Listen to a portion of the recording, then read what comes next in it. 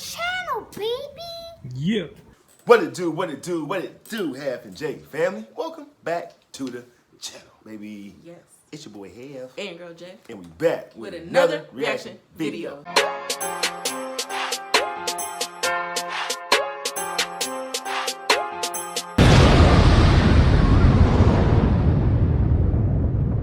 All right, y'all, welcome back to the channel. Yes, welcome back. You know what I'm saying? Should I tell them about the new package we just got? You can. Yeah.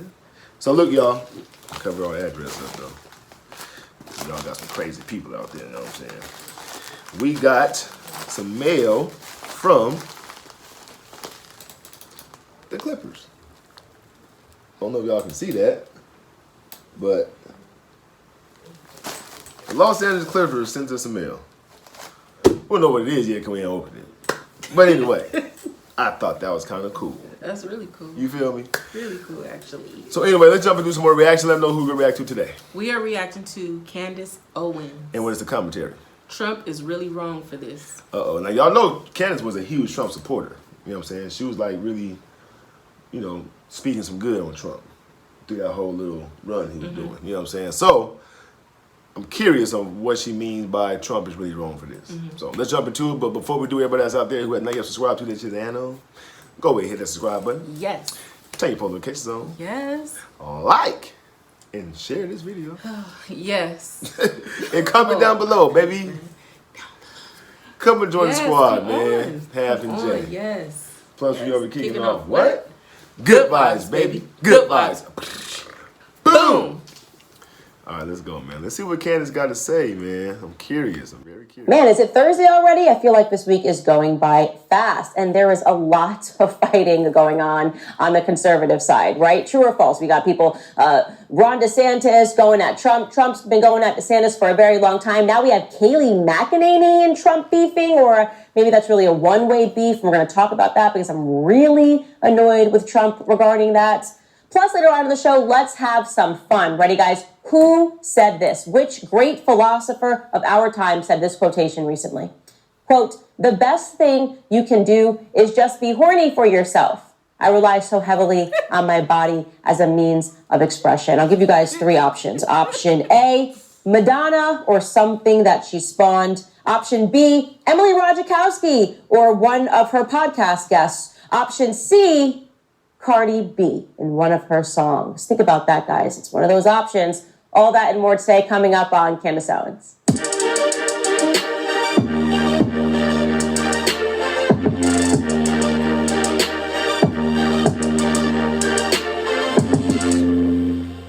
Why is there so much conservative infighting? Candace, I just can't take it. We need to unite against the left. You hear these perspectives over and over again. Throughout my career, I've heard it so many times, especially when I am particularly going after somebody who claims to be a conservative. And people will say, it doesn't matter. You should spend every single second fighting the left. We can't fight one another. We just cannot. This is a perspective that I wholeheartedly disagree with fundamentally, and I'm going to tell you why. I'm first going to play a clip of somebody who I admire and respect very much. She is great. Her name is Isabel Brown. We have had her on this show multiple times because, like I said, she's from Gen Z, and she talks about a lot of political topics, and she really is just a young talent. And here's what she had to say on Instagram. I want to see a Republican Party and a conservative movement that has a resurgence unlike anything we've ever seen in 2024. And I pray that we have the opportunity to actually get there. But as of today, I don't know that that's possible. Because the really sad reality is this. In 2023 America, it should be the easiest thing in the entire world to defeat the people who want to literally cut genitals off of your children. It should be unbelievably easy to counter the arguments of people ushering in mass genocide of preborn babies because they are an inconvenience to us. It should be so easy to say, we don't want pornographic books in elementary school libraries. Instead of fighting actual, legitimate evil and to bring America back towards a sense of reality, we're all spending our time pointing the finger at each other, calling each other stupid nicknames, and saying, well, you're not a real Republican, or you're not a real conservative. Newsflash, if we act like that, our will be handed to us on a glorious silver platter in 2024. And I'm so sick and tired of being asked if I'm tired of winning yet, when instead of actually winning, which we have the capacity to do, easily, it should be the easiest thing in the entire world, we're canceling each other. So again, I just want to say how much I absolutely love Isabel, and I met her on her college campus. She is just a remarkably accomplished young lady, and she's definitely going places, and I want her to be a part of the conservative movement for a very long time. But I wanted to use this clip because it's, as I said, something that I hear often. I hear this expression. She's obviously very passionate about the topic as well, that there's just way too many people fighting.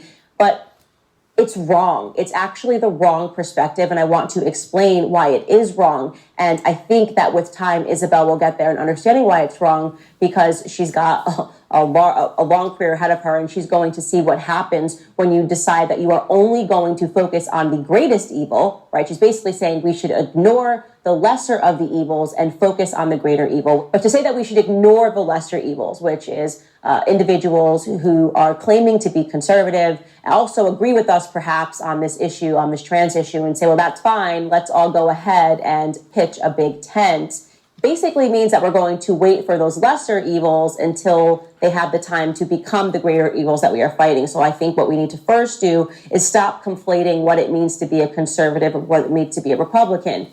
In theory, to be clear, you can be a Republican. You can say, I support gay marriage and I support abortion, but I am going to be voting Republican. We have seen people like this, or examples of this. You can say, I am against open borders. You can say, I am against gay marriage, staunchly against gay marriage, but I'm going to be voting Democrat.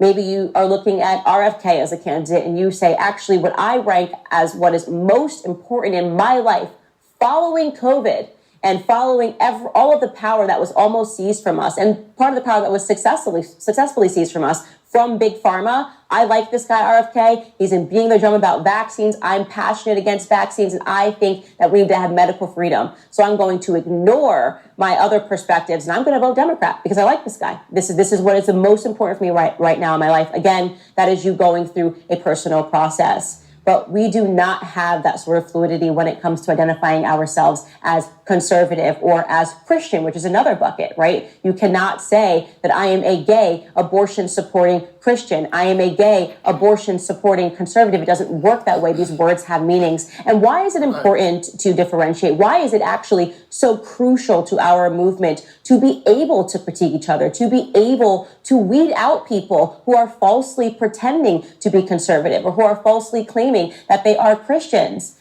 It is because if those individuals are able to garner a following, if those individuals are able to get into positions of power, they have the ability to do great harm, right? So if you are selling to someone something that is not Christianity, and you are saying that you are a Christian and you have amassed power only because we said, let's pitch a big tent and just say everybody can be a Christian. This is how we end up with Beyonce mass. Everybody can be a Christian. All you have to do is dedicate some time on Sunday to worship. Even if you are worshiping Beyonce, that is not a good thing. And so we have to be able to stop and to self-assess. And I, as I have grown deeper into my career, have realized the importance of us becoming more puritanical. I have realized that it is because of the idea that if we agree on one issue and we agree on the greatest evil, we are all on the same team. What does puritanical mean? I don't know. I really don't know what that means. Puritanical? Mm-hmm. What does puritanical mean? Practicing or affecting strict religious or moral behavior. Okay. Facts. Have realized the importance of us becoming more puritanical. I have realized that it is because of the idea that if we agree on one issue and we agree on the greatest evil, we are all on the same team, that we end up with individuals like John McCain, we end up with individuals like Mitt Romney, we end up with individuals who are fully neocons, right? And so I always stop and take measure. I have received the sort of feedback that, no, we need to let go of these issues. Case in point, I ended up going all the way to court with Kimberly Klacik. Years I spent in court with Kimberly Klacik because she was lying about her history, lying about what it was that she believed in, as she was just saying things that conservatives like to hear, right? Pretending to care about family issues, despite having a work history at a strip club, and burying those issues and also lying to the public about them, about whether or not they were true. So I'm just supposed to say that's fine because now she's saying conservative things. It's a black person saying conservative things, so we should all just shut up and take it and allow people to fly under the radar and allow them to be fake conservatives and be fearful to critique our own side. That is how you end up with the uniparty. That is how you end up with people that realize that actually, we're actually united on all of these great things. Maybe we're united on just stealing money from the American people, and we're going to sit in DC and we're going to vote through things that really just benefit ourselves, because despite having slight differences, we're really just the same exact human being. That's what we're seeing right now. And so, again, while I admire and I respect Isabel, I think that with time, her perspectives will be informed as she starts to see the harm of what happens when you ignore people that are fake conservatives, when you ignore people that are, in fact, fake Christians, and yet are realizing that they can garner an audience by saying some things that we perhaps agree with. It, of course... That's facts, though, man, because there's a lot of fake Christians out there who voted for that same gang, that same-sex marriage thing. You know what I'm saying? So, she on point with that, though. Like, for real, she on point with that. Conservatives, when you ignore people that are, in fact, fake Christians, and yet are realizing that they can garner an audience by saying some things that we perhaps agree with. It, of course, matters who we give power to. And I think a great example of that recently is a clip that I saw on Megyn Kelly's show, where she was essentially assessing Ron DeSantis' performance. And nobody, by any means, by any stretch of imagination, would ever say that Megyn Kelly is a Trumper, right? She's not considered a Trumpette by any means. In fact, if you know anything about her history, you probably would say she's the exact opposite. But she levied some very heavy criticism against Ron DeSantis and the people that she perceives to be Pravda-esque. Because, by the way, when you say don't critique your own side, you're essentially saying we should become Pravda-esque. We should become propagandists for our own side, and we shouldn't be able to level any criticisms anywhere. Here is Megyn Kelly talking about Ron DeSantis' presidential announcement, which he, just to jog your memory, did on Twitter Spaces via audio only. Take a listen. Some diehard DeSantis fans, virtually all of whom I knew and liked, and advisors asking softball questions that felt almost Pravda-esque in their obsequiousness. There was no spice, there was nothing challenging, and there was nothing newsworthy. Nothing to grab headlines the next day. Perhaps the worst offense was that through all of this, I didn't laugh or connect with the candidate even once. Maybe he's just a pen and paper guy who will pass the right legislation, and that's enough of a blessing. But he is up against a man whose voters love him. What she's doing there is so brilliant. She's essentially saying, I demand to actually know who Ron DeSantis is, and not who Ron DeSantis and his supporters say that he is, because they want to secure our vote. Right. She is saying that the journalists and the people that support him are not behaving in a way that seems that they want answers to who he is. We should be asking him questions about what he thinks about Ukraine. Do you believe that we should be sending money overseas? I don't care about you hating Trump per se. I don't care that Trump hates you. I want to know if you are actually a conservative, or if you're going to be a Republican in name only, if you're going to be a neocon, if you're going to say the things that we want to hear. Right. You're going to trash Dr. Fauci some more. And then when you get power, if you assume power and you actually win the presidential race, you're going to say, actually, I do believe that we should be sending billions of dollars overseas. Does Ron DeSantis have his own thoughts? Or is Ron DeSantis being controlled by donors, the donor class, which, by the way, they seem to be very happy to send our money overseas? These are the questions that I have. And again, people say it doesn't matter because he looks buttoned up. Because what really matters is that he agrees with us on the trans stuff. Yeah, it's a great evil. We're fighting that. We get that. But that is not the only evil that we are fighting. Right. And I don't believe in the lesser of two evils not mattering. All of it matters. All of it should be fought. Right. And all of it can be fought. So let's not create a false dichotomy. Right. And that's all I have to say about that. Our side is pretty easy when it comes to voters. If you are a DeSantis voter, since we have this idea that it's either Trump or DeSantis, I challenge you, to say one thing about Ron DeSantis that isn't good. And if you can't do it, you're an idiot. That's it. You're an idiot, and all you are is obsessed with him, and you're actually not a critical thinker at all. If you are a Trump supporter, great, that's awesome. Say one thing that Trump has gotten wrong. And if you can't do that, you are an idiot, and you are obsessed with him, and you're no different than a person that idolizes somebody in Hollywood, somebody that idolizes Taylor Swift or idolizes Beyonce. You're completely useless. I can't have a conversation with you. That's my perspective. People find that to be weird. How can you not just be all in on one person and not see one thing wrong? Right. I don't know. I have this habit of thinking. I'm able to independently assess things. I'm able to see things that are really great about Trump and also see things that are flawed about Trump. And I'm able to obviously see things that are great about Ron DeSantis and what he has done down in Florida. But also, I just have a lot of lingering questions. Some things are not adding up to me. I don't know what he really believes. I don't know that Ron DeSantis is America first. But I do know, as somebody who supported Trump for all 4 years and beyond, and who still is obviously very much considering voting for Donald Trump, is that he made a critical error yesterday. And if you don't think that this Truth Social tweet, I don't know what you call them on Truth Social, is just so wrong and so disloyal, then I think that you are not able to think straight when it comes to Trump, okay? Here is what Trump put up on Truth Social. It's regarding Kayleigh McEnany, his number one staunch defender while he was in office. It was literally her job to defend him while he was in office, and we loved Kayleigh McEnany. I still do love Kayleigh McEnany because there's no reason for me not to. Trump wrote, Kayleigh Milquetoast McEnany just gave out the wrong poll numbers on Fox News. I am 30. Oh my goodness. What did he call her? Milk toast. Milk toast, though. Okay. Damn, Trump! I'm telling you, ain't nobody like him. Ain't nobody like him, boy. Damn, he said milk toast. Right. No reason for me not to. Yeah. Trump wrote, Kayleigh Milquetoast McEnany just gave out the wrong poll numbers on Fox News. I am 34 points up on DeSanctimonious, not 25 up. While 25 is great, it's not 34. She knew the number was corrected upwards by the group that did the poll. The rhinos and globalists can have her.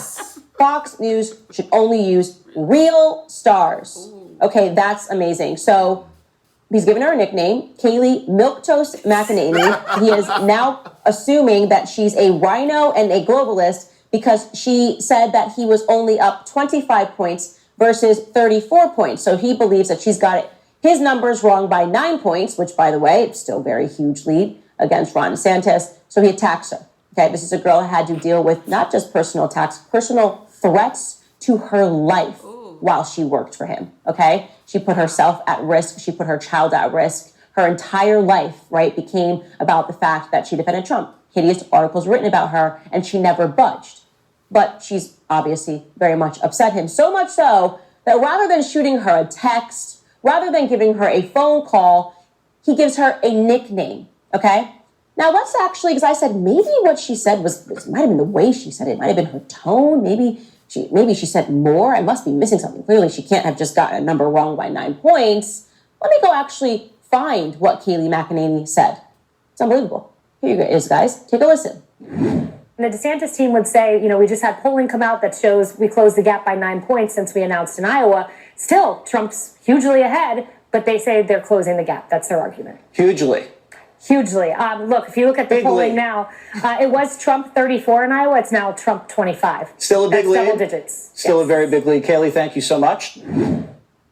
Does that sound to you like somebody who's throwing Trump under the bus by any means? She's basically telling you what DeSantis' team is saying, and she's telling you what Trump's team is saying, what Trump supporters would say, which is we're still up by 25 points, doesn't really matter. And he got upset with this, and he attacked her personally. And I think this is just so unbecoming of him. I can't even tell you how grossed out I am by this. I just want to be just so clear, again, because of the sacrifices that this woman made while she worked for him, which people... What you guys think about that? I would really, really want to know how you guys feel about that. Do y'all feel Trump was wrong for, kind of lashing out on her based off a poll? And to me, she didn't seem like she said nothing wrong, or, So I would love to. I think he's coming from. For one, he's older. And you know, when you get old, like anything, almost anything offends you. Right. I think he's still thinking about the votes that were stolen. So I think he just acted strictly off of impulse right there. Right. He was just, I think he probably had a flashback like, they stole my votes. So Right. why did you know, she got Right. the number wrong, so she's against me too. Right. Type of thing. So. Okay. All right. Just so clear, again, because of the sacrifices that this woman made while she worked for him, which people, you don't get it, right? So people watching this, oh, whatever, she was a press secretary for a couple of years and now she's working for Fox News, so her career is going great. It doesn't matter. You don't get what it's like to really have been working in a Trump administration during those years, what you actually had to give up and what she actually went through. And for this a little comment to have set him off, to have triggered him to throw a temper tantrum, it's just unbecoming. It really is. It's petty. It's small. It's not what I want to see. You attacking Ron DeSantis, okay, I get it. It's justified. He always knew he was running for president, so people were trying to make it seem like you were being petty, when in reality, Ron DeSantis was just lying about his intentions. But this, it goes back to what I initially said when I lost so many fans for telling you that Trump has shifted, right? He demands loyalty from people, but he doesn't give loyalty to people, right? Despite me, for 4 years, Wow. Trump demands loyalty, but he does not give loyalty. Those some strong allegations. Yeah. What y'all think about that? What y'all think about that, man? Light up the comment section. I'm gonna be in there. Light up the comment section. For telling you that Trump has shifted, right? He demands loyalty from people, but he doesn't give loyalty to people, right? Despite me, for 4 years, defending him everywhere, all across the nation. I told you guys, he got upset with me because of something that he said about vaccines, because he loved the COVID vaccine and I didn't love the COVID vaccine. And I asked him a question about the COVID vaccine. He got upset. He went on a rant about how great it was, and his supporters didn't like that. I think really what we're dealing with, and this is going to be in the circumstance of Ron DeSantis and the circumstance of Trump, is that everybody who has within them this urge to run for president is probably a narcissist, right? That's probably the truth, is that they just cannot deal with any sorts of critiques. And so somehow she accidentally offended his ego. She bruised his ego by getting the numbers wrong by 9 points. And he couldn't even serve her the respect of a text message. He instead gave her a nickname, Kaylee Milquetoast McEnany. I think it's gross, and I think that if you're watching this and you're going, oh my God, Candace, I don't know you say anything bad about Trump, you need to just get your head straight, because he's losing people because of this. He's losing people because he can't ever rise above it and simply say, hey, he could have tweeted out, Kaylee, you actually got this wrong, we're up 34, didn't need to call her any names. He could have been perfectly respectful, and he could have shared the correct number and corrected the information. This is just low behavior, and I don't like it. I don't like it at all. All right, guys, moving on. I really want to... Whew, sound like Candace is pretty upset about that one. Yeah. How you feel about that, though? Do you think that he owed her that? Shoot her a text, email, phone call? Yeah, he should have approached it differently than to give her a nickname and, put her on blast like that, because I can understand what Candace is saying too. She put her life on the line defending him, and but I feel he's triggered him because he feels, his votes were stolen. Right. So I think just that simple mistake triggered that in him. But she didn't even say nothing. I know, but I feel it was just he, don't get it wrong. You know what I'm saying? Right. Like he thought about the votes. The people he feel, they got it wrong. Like I feel it triggered him. Right. I mean, I think that I think he could at least shot her a text, especially if they had some type of relationship like that, like some type of friendship that they had at that time, whatever the case may be. He should have definitely approached that differently. Yeah. He could have approached that differently. So, and it seems like Candace is pretty upset at the fact that I guess he don't like her or whatever the case may be because of the little situation with the vaccine thing or whatever, Right. So, I mean, I don't know, but... He pointed out the fact that about the pointed out about the vaccine. Right. So, but anyway, man, y'all let us know what y'all think about that one. Comment down below. Seems like Candace is pretty upset about that. Do y'all think that Trump should have shot her a text, email, phone call, or do y'all think that Trump is just being Trump? You know what I'm saying? And saying what he wants. So, I mean, when you think about it though, when you're a businessman, true businessman, there's not really no friendships in business though. You know what I mean? Because you gotta separate that. You know, you gotta separate business and friendship. You can't put the two together. Right. Because that's when feelings start coming involved, emotions, and you know all that kind of stuff like that. So maybe he just in businessman mode and like thinking to himself like, okay, you know what? You off 9 points. You feel me? And then you over here talking about DeSantis, which you already know I don't like. You know what I mean? You shouldn't be speaking on nothing that got to do with him, with me, period. Especially when you was over here in my party. So since now you got the numbers wrong, now I'm about to get at you how Trump get at you. You know what I'm saying? So, you know, I don't know. But anyway, y'all comment down below. Let's jump into some shout outs. Okay, first shout out goes to Joseph Tingley. What's up, Joseph Tingley? Joseph Tingley. Shout out to you. Tingley. Hope you definitely enjoyed that reaction. Let us know what you thought about it, man. Comment down below. Come back and join us for some more. Yes. And second shout out goes to April Millard. What's up, April Millard? April, what's going on? We in June, but shout out to you. Hope you definitely enjoyed that reaction. Let us know what you thought about it. We love y'all. Yes, we do. Thank you for tuning in. Yes. Let's see. I do it right? Yep. Bam. We out this thing. Yes. Peace.